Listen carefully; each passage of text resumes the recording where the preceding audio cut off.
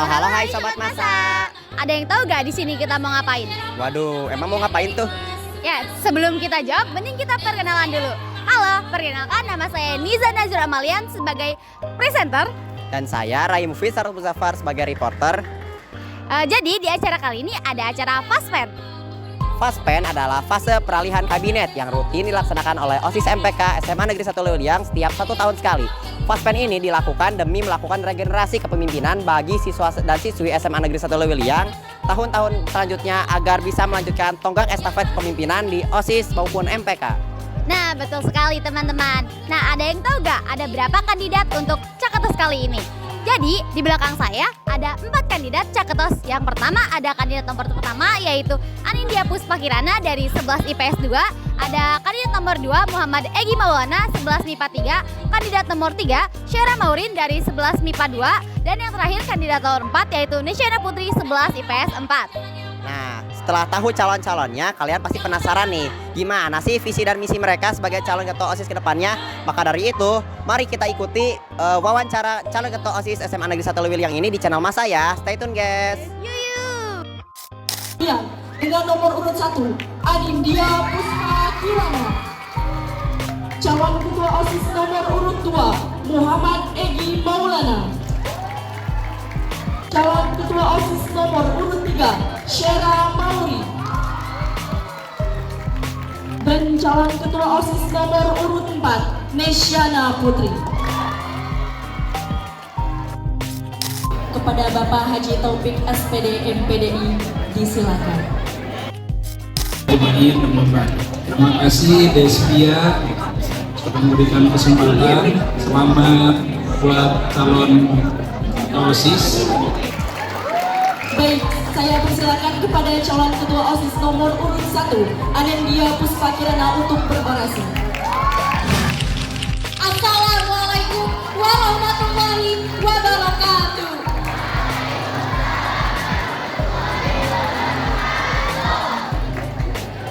Kita sudah dihadapi dengan adanya revolusi industri, bukan 4.0 lagi, tetapi kita sudah memasuki revolusi industri 5.0 yang dimana revolusi. Selanjutnya, orasi yang akan disampaikan oleh calon ketua OSIS nomor urut 2, Muhammad Egi Maulana. Disilakan. Bismillahirrahmanirrahim. Assalamualaikum warahmatullahi wabarakatuh.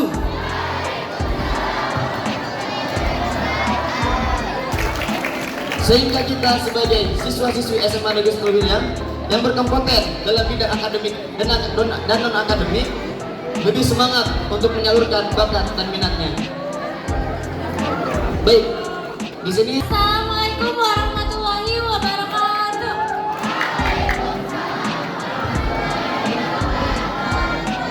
Menjadi seorang pemimpin memang bukanlah hal yang mudah untuk dilakukan, tapi waktu dan proses akan mengajarkan segalanya.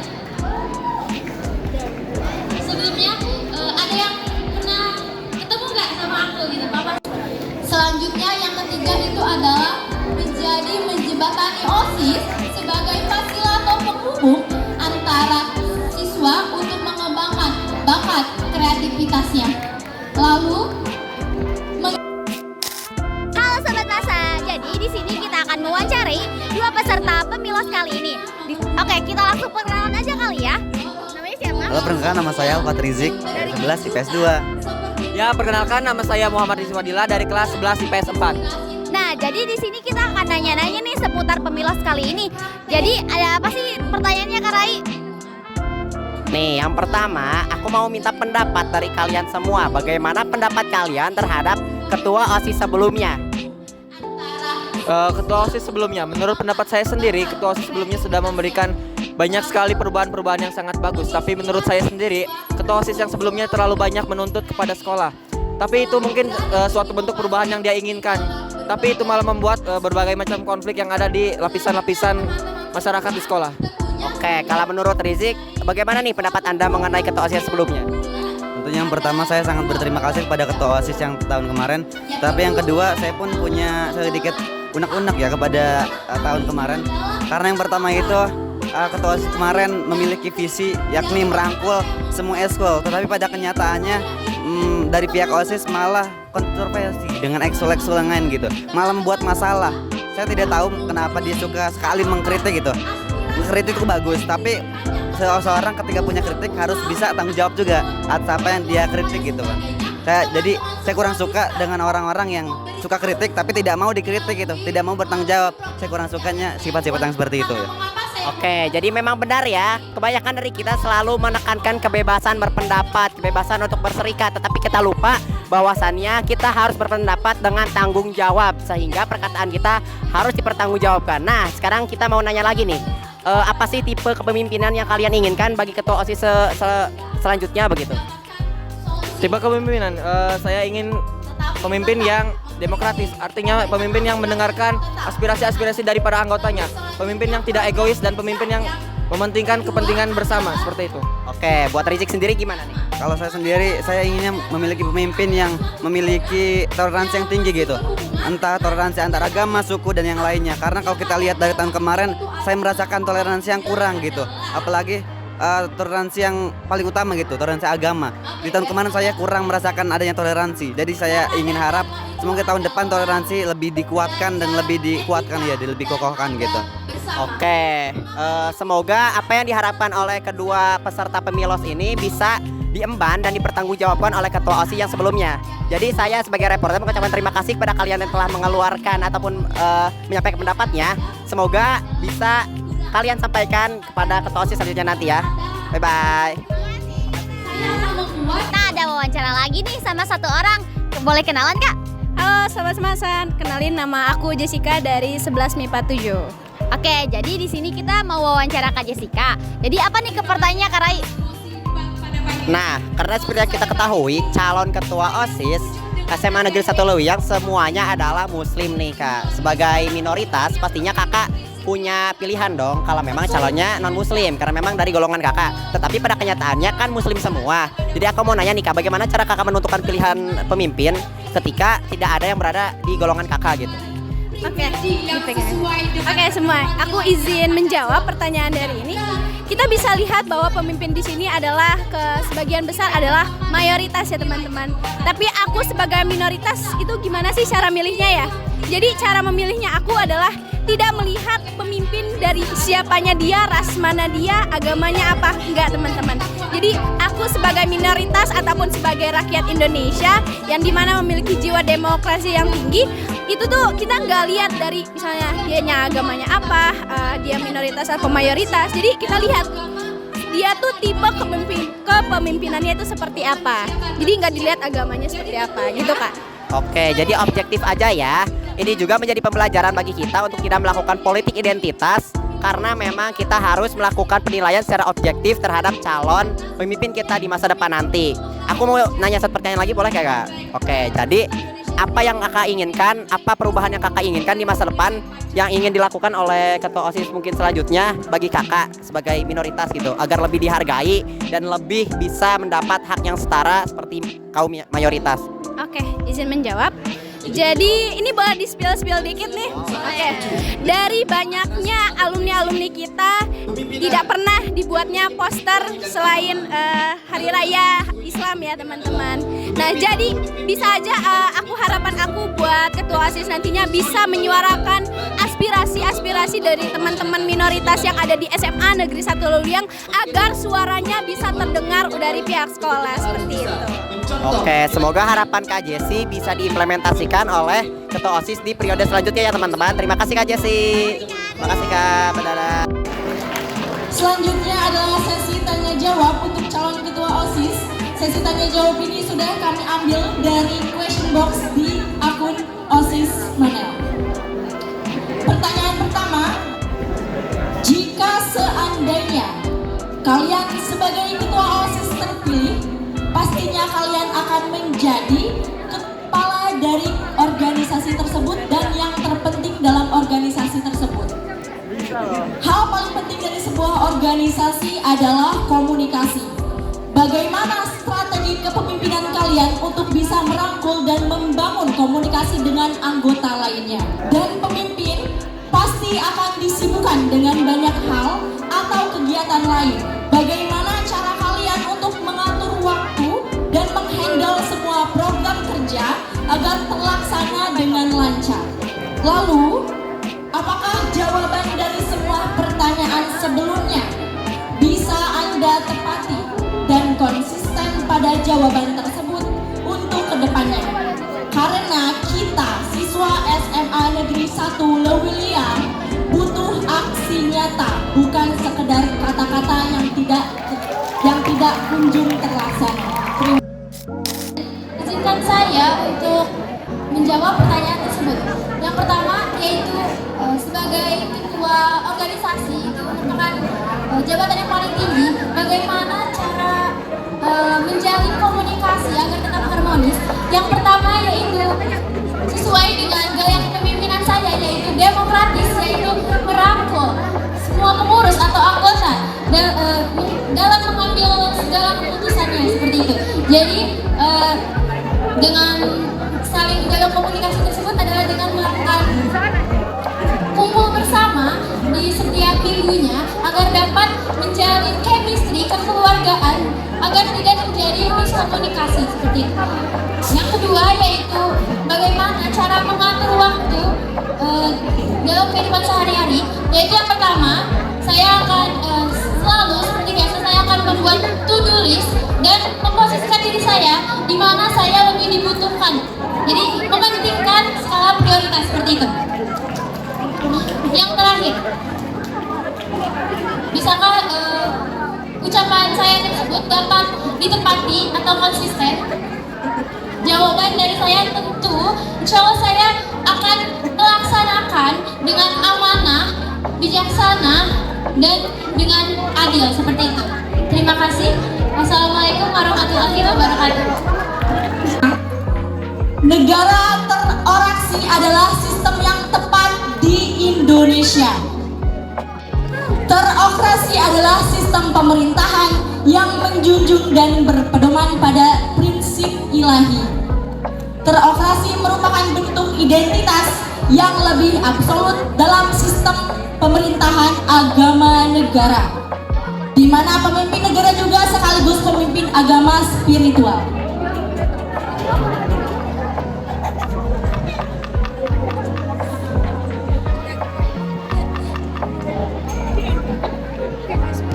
Terima kasih atas mosi debat pada pagi ini.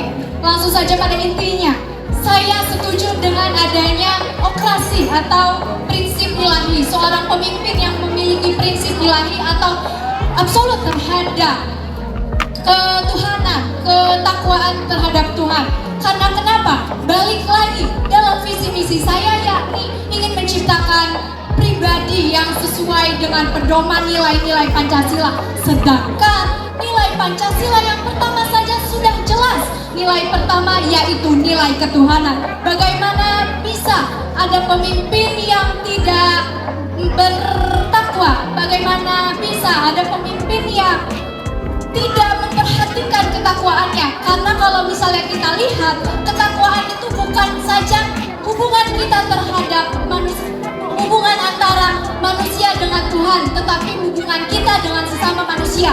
Dalam agama diajarkan bagaimana cara kita untuk memanusiakan manusia. Jadi tentunya saya sangat setuju dengan pendapat tadi, yaitu pemimpin yang memiliki jiwa okrasi atau sistem okrasi tadi. Karena sesungguhnya pemimpin itu harus menjadi cerminan yang baik, dan di Indonesia sendiri cerminan yang baik bisa dilihat dari nilai Pancasila. Terima kasih.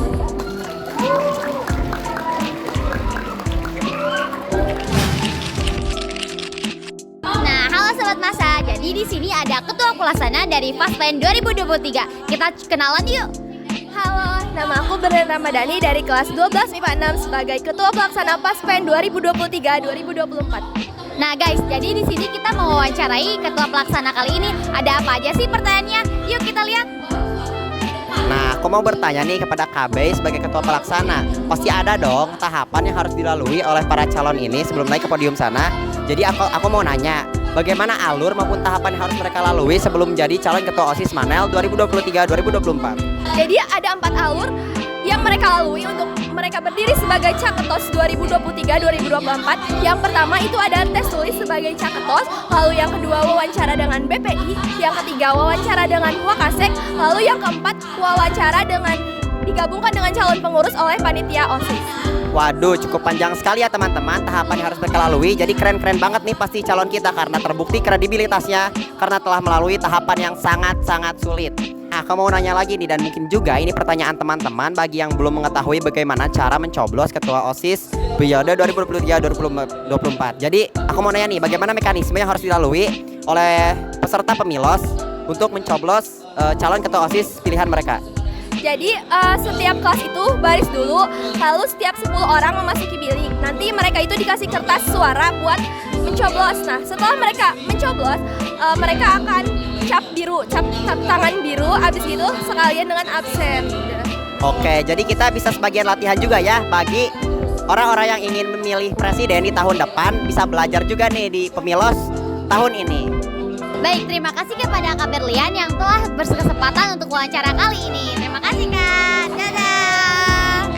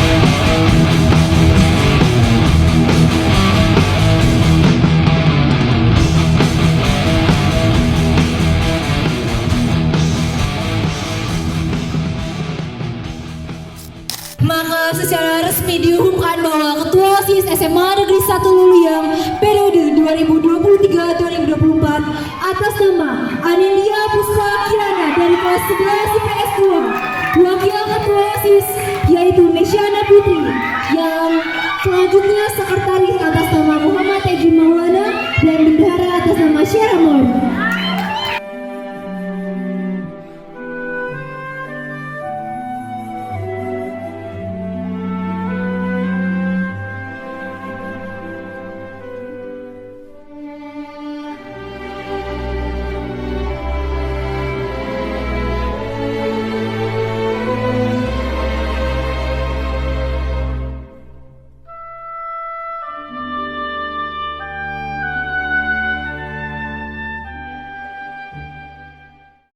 Nah, Sobat Masa, itulah serangkaian acara Faspen 2023. Nah, Kak Rai, ada pesan dan pesan nggak untuk acara Faspen kali ini?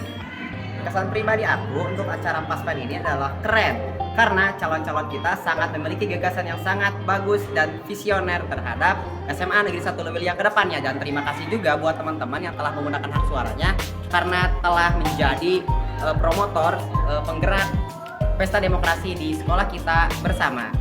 Untuk pesannya, jangan lupa mengemban amanah tersebut dengan baik, tidak keluar jalur dan tidak terlalu nekat ya guys. Jadi intinya kita harus berkomitmen dengan sekolah, dengan ekstrakurikuler serta dengan organisasi-organisasi lain yang berada di lingkungan sekolah dalam melakukan kolaborasi dan menjalankan kerjasama sehingga kegiatan-kegiatan yang di sekolah dapat berjalan dengan baik dan lancar demi kebaikan kita juga. Terima kasih.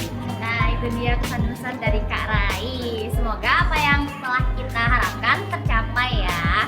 Oke, aku Niza Nadrul Amalia. Dan saya Rai Mufid. Kami pamit undur diri. Wassalamualaikum warahmatullahi wabarakatuh. Bye-bye.